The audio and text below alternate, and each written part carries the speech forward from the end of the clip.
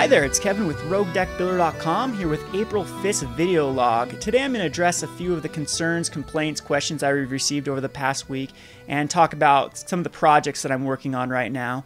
The first thing I'd like to talk about is the Rogue Deck of the Month submission contest. So it's coming along pretty well. My goal is to have 50 submissions by the time we start voting in the last week of April. So if you haven't submitted a deck yet, please send a deck over to roguesubmissions@gmail.com. I'll send a link to the kind of the tutorial of how to do this and the rules. And yeah, again, if you do a video response, I will add it to the Rogue Deck of the Month playlist that I have on my channel.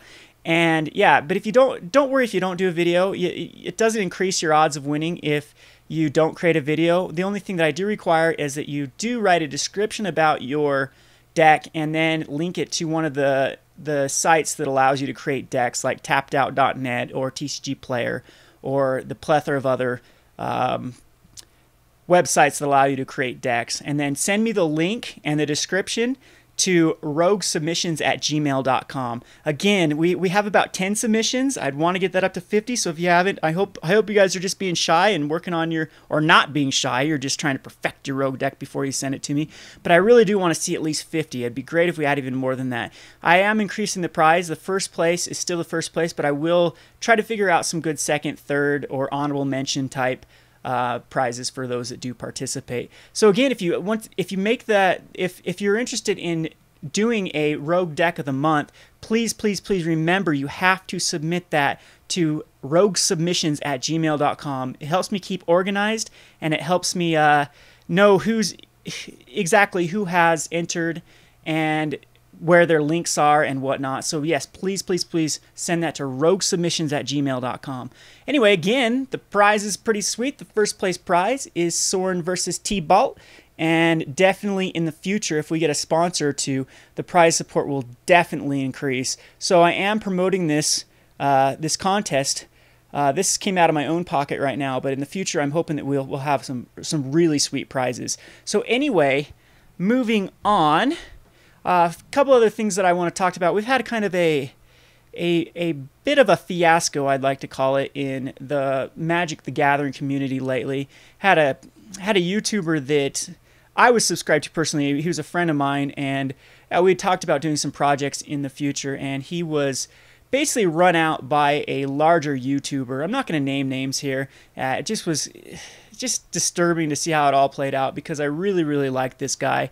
And when we'd communicated and we'd planned on doing some projects together, but apparently he has quit his YouTube channel because of the spamming and trolling that he received on his channel from this other YouTuber. And I just want to address that right now, that YouTube does not have to be a competition. It doesn't work like that. It's not an us or a me versus you type mentality. If you have a YouTube channel and you have, even if you have your own rogue decks, even if you have anything Magic the Gathering related, come talk to me. I'll help you promote your channel. I mean, my channel is not the largest channel by any means. I know that. I'm about up to 1,500 subs and about 150,000 video views.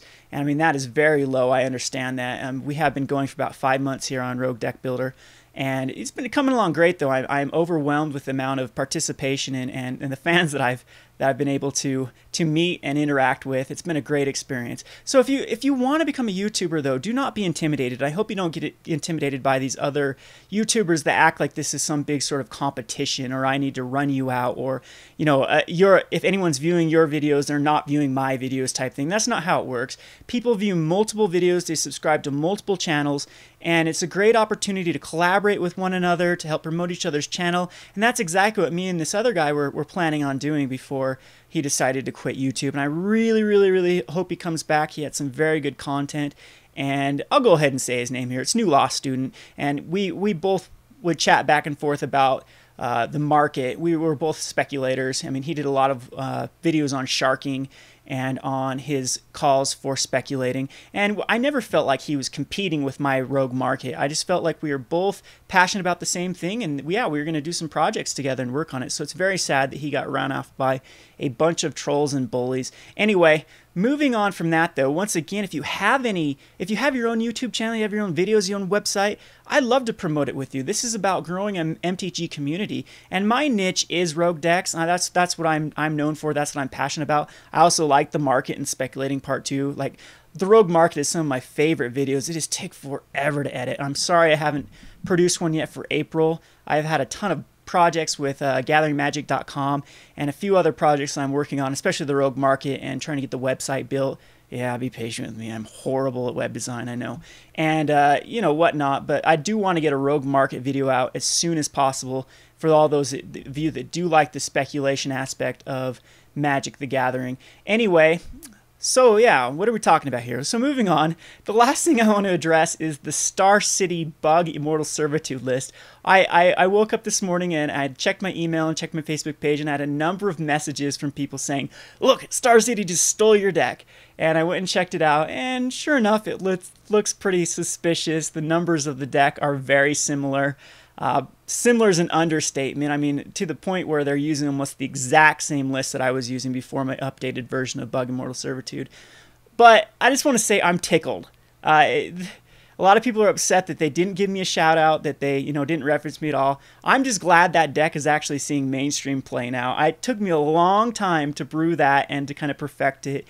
And I played it everywhere on MTGO. I spammed it on Reddit. I spammed it on the internet. It's no wonder that it's got the attention of some of these quote-unquote pro players. So don't be too angry at those people. I mean, it's of course a reference would be awesome, and if they want to collaborate with me, then come ahead. I have tons of ideas for other decks that are very similar to the Bug Immortal Servitude as far as these rogue strategies. I've been doing this for a long time. Like I said, back last year in March, I actually went to Grand Prix Salt Lake with a Chancellor of the Tangle deck, basically trying to cheat off 2 mana dorks first turn. So basically, you drop a land and reveal Chance of the Tangle, and you could start the game with 2 Birds of Paradise. And then the next turn, you could actually get a second turn Hero Blade holdout, and that was the idea of the deck. And I ended up actually winning a grinder the day before to get 3 buys. So you had to 6-0 that. There was a 6-round grinder, and I played against, it was all tier 1 decks that I played against, and was able to win that one out. It was only my second grinder that I played in, and then the next day at GP Salt Lake was a bit disappointing. I did only go 3-3 and missed day 2, so ended up with a 6-3 record. But I did the next day end up top 16 at Star City Games. So rogue decks are feasible. They're not just fun. They can be competitive, and that was my goal. I wanted to show the world that I can create these rogue decks, these original decks, and be competitive. And that's kind of what I consider what I did at the Pro Tour qualifier Salt Lake City. Is I ran Soul Sisters, which isn't a very rogue strategy. It's a very mainstream deck, but it was my own little adjustments, like Immortal Servitude. I put Immortal Servitude in Soul Sisters, and I put Auric Champions in Soul Sisters, and figured that Immortal Servitude you can cast it for 2 and get back your Johnny's Pridemates, your Squadron Hawks, your Auric Champions, and whatnot, and it worked out amazing. I was able to win a PTQ Salt Lake because of that strategy. Immortal Servitude and Auric Champion were the difference between my Soul Sisters list making it the entire way and not. So I am a Johnny. I consider myself a Johnny Spike. For those of you that aren't familiar with the Mark, I think his name's Mark Rosewater. He is a designer of Magic the Gathering. I think he's the main dude. Anyway, he wrote an article about Timmy's, Johnny's, and Spikes, the 3 demographics of Magic. And, that when they design a card, they try to build a card that will at least appeal to one of those types. Timmy is a casual player. He likes to play for fun, so he usually likes big creatures and things that will give him maximum enjoyment in the game.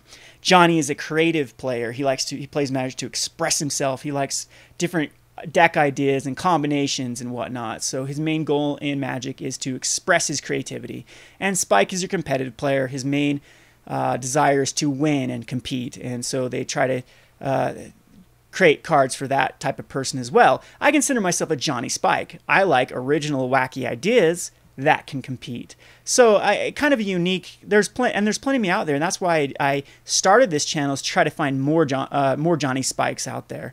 And if you're a Johnny Spike, yeah, please keep in touch with me. Help me brew some decks. This Rogue Deck of the Month contest is right up our alley. We're competing with these decks. We're not just showing these wacky combinations that have a hard time ever seeing play. I really do try to make these as competitive as possible. And I put my money where my mouth is, man. I'm joining these 8-man queues and these standard dailies with my rogue deck. I actually did do a bug Immortal Servitude in a standard daily, and was able to. I went 2-2, so again, disappointing that I wasn't able to win any packs or anything. But yeah, I mean that's my whole goal with this rogue. The rogue decks, again, it's not to compete with other YouTubers. It's not to say I'm better than you or become the most subscribed YouTube channel on MTG or whatnot. That's not my goal. My goal is to build a community and find more like-minded people like myself out there to create awesome decks. And hopefully, when I get the website up and whatnot, it can actually kind of be a hub for that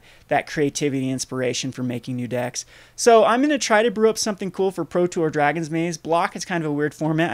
I have no idea what cards are going to be coming out for Dragon's Maze. I'm hoping the blue-red Planeswalker is amazing, because I really like the color combination of blue-red in an aggressive tempo build, not more of a control build. So I'm hoping he's pretty cool. But I'm going to try to run an original deck at at Pro Tour Dragon's Maze, and hopefully I get some spotlight there at the Pro Tour. But anyway, yeah, once again, let me go back to the community. I want to beat this into your heads. If you have a YouTube channel and you want more exposure, and you create rogue decks or even other decks, send me an email, and I'll try to, we can maybe collaborate on something. I can give you a shout out. I do not feel threatened by other YouTube channels whatsoever.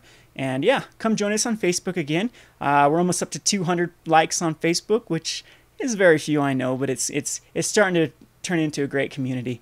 So, yep, anywho, I think I've addressed everything for this week. I will be, please watch out for my GatheringMagic.com videos. I think that they're going to try to put me into a set schedule of Tuesdays. So every Tuesday there should be another building on a budget. And I finally got confirmation. They kind of want it to be more of a rogue fill if I can do it. So I'm actually going to try to make rogue budget decks, and hopefully, I'll get the opportunity to actually have a platform to show my rogue decks even more. But thank you to GatheringMagic.com and CoolStuffInc.com for their, they're really the first big sponsors that have believed in this channel, and it helps out so much. They give me the MTGO tickets that they give me for writing those articles, helps me build. I was able to get the Master Biomancer cards just off of that. It's a great opportunity for me to be able to fund this hobby. So if you can, if you want to know a way you can support Rogue Deck Builder, go support GatheringMagic.com and CoolStuffInc.com and tell them that I sent you. So anyway, this is Kevin from RogueDeckBuilder.com. Me and Morton. If you haven't met Morton yet, Morton is now a member of Team RDB. He's the first person I've actually recruited to be part of the team. Eventually I will get some more team members. For now, it's just me and Morton are cooking up some ideas. So one of the things we're working on is an MTGO clan. If you are interested in joining our MTGO clan, we're going to be kind of holding some tournaments on there, just goofing around on there. And he's actually got a contest up right now that if you can beat either me or Morton with a rogue deck, he will pay you 6 tickets. So there you go. That's a standard daily entry fee. So yeah, anyway, come join us on MTGO as well. And I will quit rambling here. Everyone give a shout out to Morton. Everyone come say hi on Facebook. He is amazing. He's a great partner, and I love his ideas and everything else. So anyway, yep, I'll quit rambling. This is Kevin from RogueDeckBuilder.com. Thanks for watching.